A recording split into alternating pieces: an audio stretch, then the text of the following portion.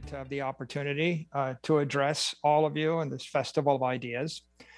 Um, I really enjoyed listening to Dan and to Alex and to Saifedean and their views of Bitcoin. I thought I'd share with you my perspective on this, and my view is as a technologist. I've been inventing and creating software for my entire career. I studied aerospace engineering at MIT, so I'm an engineer. Designed spaceships and always thought about how you engineer better systems. I've been a tech investor and big investor in Apple and Amazon and Facebook and Google.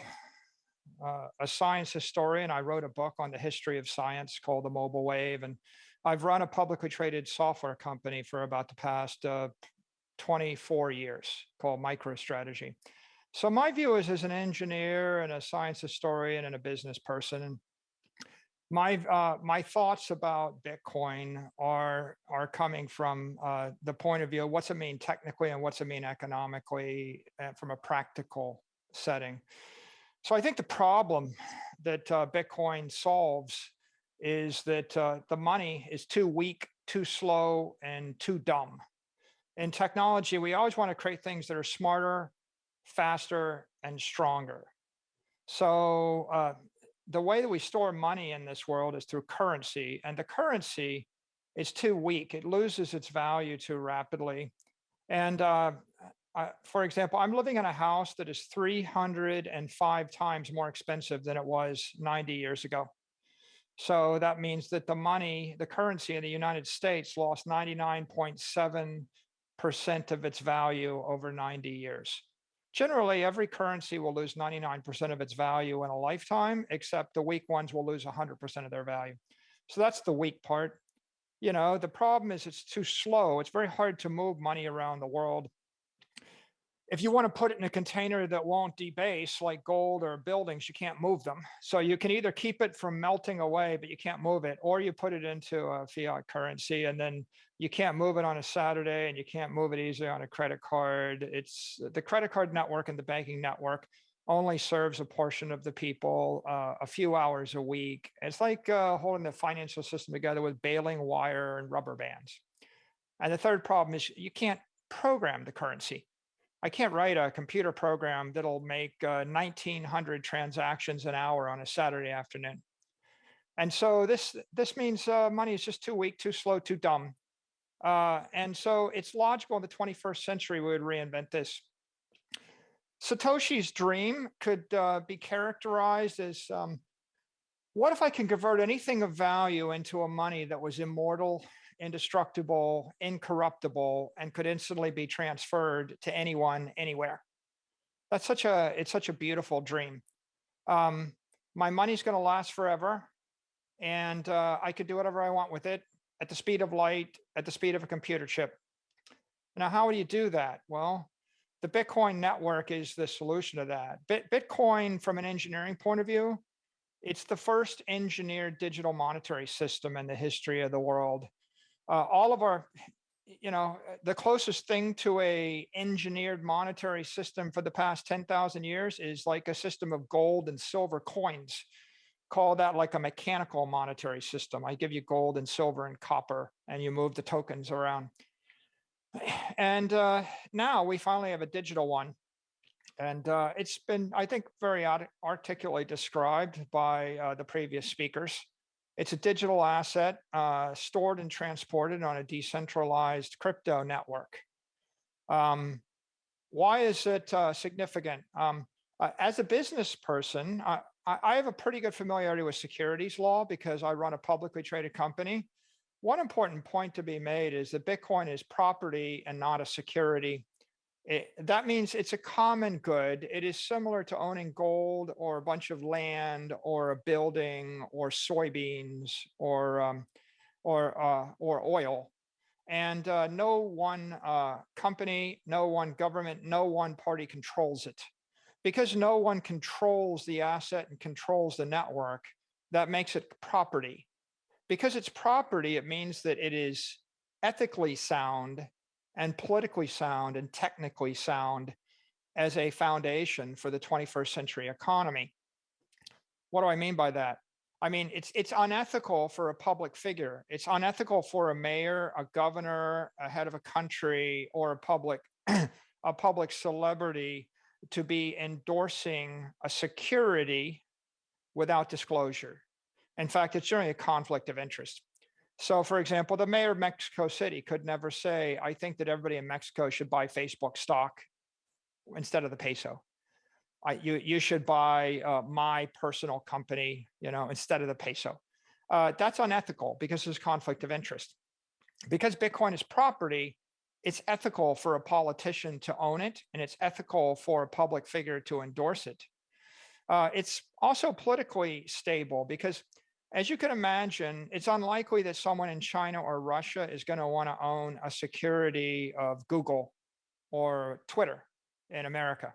You're not going to own the stock of a company in a country that might be your political adversary over time any more than there's no way that citizens in Atlanta are going to own Alibaba stock as a store of value. So politically, you're not going to get the support of other nations unless it's common and fair. And then technically, this is really critical. What's important is the money be incorruptible and immortal. And if it's controlled by anybody, any individual, any company, any country, it can't be incorruptible and immortal. Even if you trust me, do you trust my grandchildren? Right? Even if you trust everybody on earth, do you trust the children of everybody on earth? Right? Of course you can't, right? Because they're not even alive yet. And so Bitcoin represents the first digital property, not a digital security. There are lots of other things you can invest in this world. You can buy 10,000 properties, 10,000 buildings. You can buy 10,000 companies. You can buy 10,000 other tokens. Those are generally risk investments, and many of them are securities. And they're all reasonable if you know what you're doing, but they're not. But they're not property. They're not the ideal global store of value asset. And so Bitcoin has a technical, ethical, political advantage over everything else. And the big innovation is that we finally figured out how to put a block of energy in cyberspace. If I can take an amount of money, $1 million, $1 billion, if I can put it into cyberspace and I can move it by moving the keys around, then it can travel in theory, at infinite speed, infinite times with no friction, and last forever. It's like the equivalent of putting your car into orbit, or it's like vacuum packing food that will never rot. Bitcoin, when you understand it this way, is the most efficient technique for channeling energy through time and space. If you have $1 billion of oil in Mexico City, how do you store it for 100 years?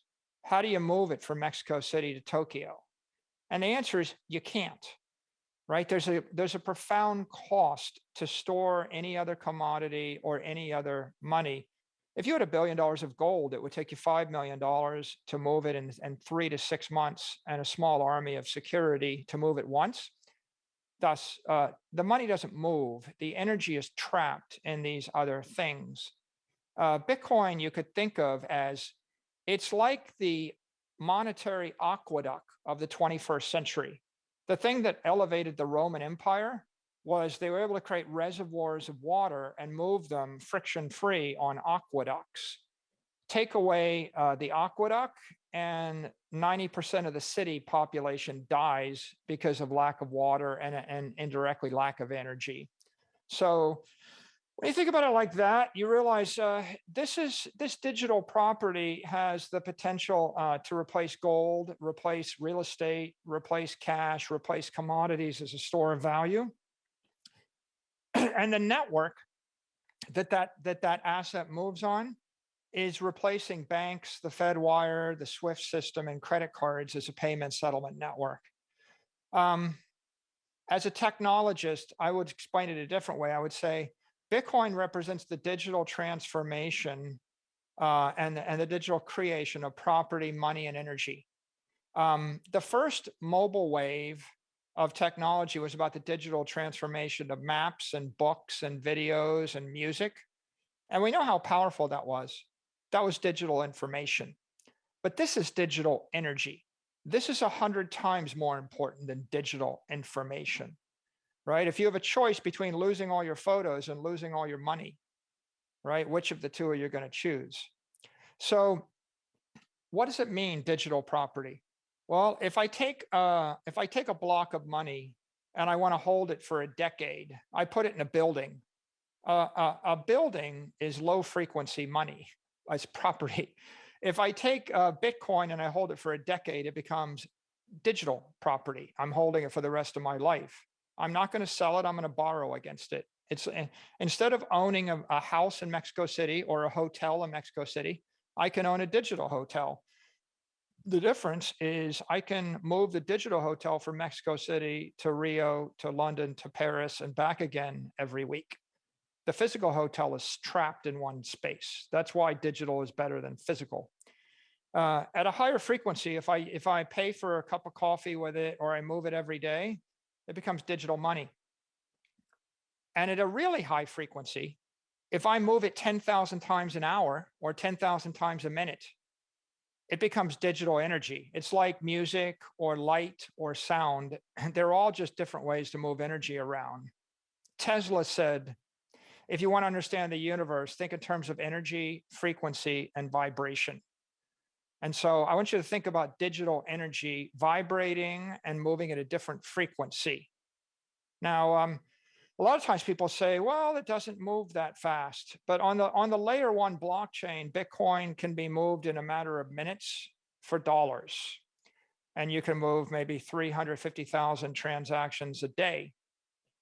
But on the layer two network, like Lightning, a non-custodial, open, permissionless layer two, you can move the Bitcoin in a second or 2 seconds for a fraction of a penny. And you can do tens of millions or hundreds of millions a day. And then on a layer three network, and a layer three network is a custodial network that's moving Bitcoin. It could be Coinbase or Binance or BitMEX, or it could be FTX, or it could be Cash App. It could be WhatsApp. It could be iMessage. Could be anything. On a layer three network, you can move Bitcoin in milliseconds for zero. It moves in essence 1 billion times a minute if you want it to.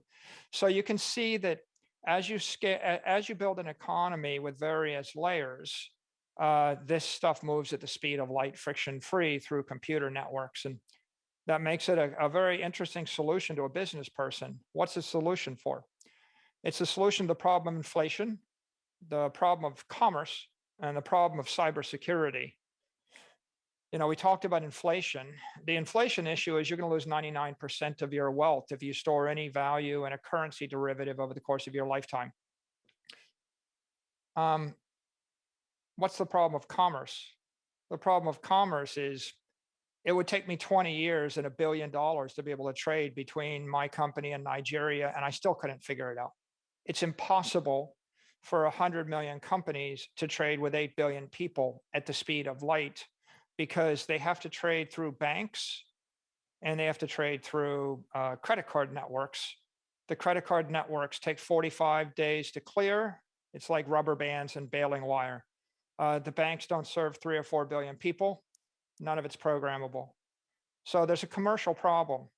And then the cybersecurity problem is there are billions and billions of bots and scammers and phishing attacks in cyberspace. 99.9% of the activity is hostile actors right now. They launch denial of service attacks every day. They spam your email feed. They attempt to defraud you. And the reason they do it is there's no cost to malfeasance in cyberspace. And Bitcoin has the potential to introduce a monetary layer that will create a cost to malicious behavior. So we can clean up cyberspace, and we can clean up Facebook and Instagram and Yahoo and Twitter and Gmail and the like. And we can eliminate all this malicious behavior if we use a monetary layer plugged into the internet. The entire first 30 years of the internet was the digital information revolution. The next 30 years is digital energy revolution. What's the definition of energy? Well, the entire universe is made of energy. Matter is energy. Everything, matter is low frequency energy. And the real key to introducing energy into cyberspace is is introducing the concept of conservation of energy. If I have $1 million and I send it to you, I have to lose it and you have to have it. The Bitcoin network solved this problem with something they call solving the double spend problem. It in essence introduces conservation of energy into cyberspace. It's a profound thing.